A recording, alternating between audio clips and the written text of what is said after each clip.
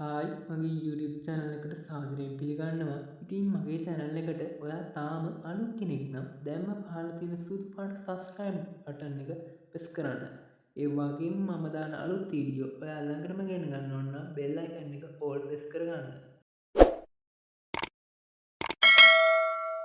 අද වීඩියෝ එකට යන්න කලින් වීඩියෝ එක හොඳයි නම් like කරන්න, අකමැති නම් dislike කරන්න.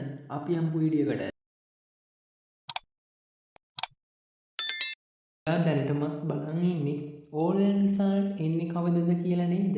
ඉතින් දැනටත් ඕලෙවල් එක්සෑම් එක ඉවර වෙලා මාස දෙකකට වැඩි. ඉතින් දැනටත් ඉවරයි පේපර්ස් බලලා සියල්ලම. ඉතින් ඒ වගේම කියන්න ඕනේ පේපර්ස් බලලා ඉවර වුණ පමණින්ම ප්‍රතිඵලයක් නිකුත් කරන්න බෑ. ඉතින් කිව්වොත් ගොඩක් දේවල් කරන්න තියෙනවා.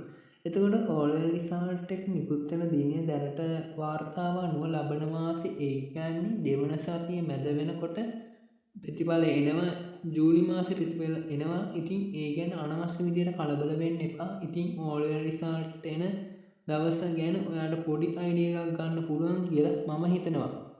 ඉතින් මම හිතනවා මේ වීඩියෝ එක ඔයාලට ගොඩක් වැදගත් වෙන්න ඇති කියලා. වීඩියෝ එක හොඳයි නම් subscribe කරලා අනිත් channel වලට share කරන්න අමතක කරන්න එපා. ඉතින් මේ වගේ අලුත් update මේ channel එකෙන් ඉදිරියට අරන් එනවා. මගේ YouTube channel එකත් එක්ක රැඳිලා ඉන්න.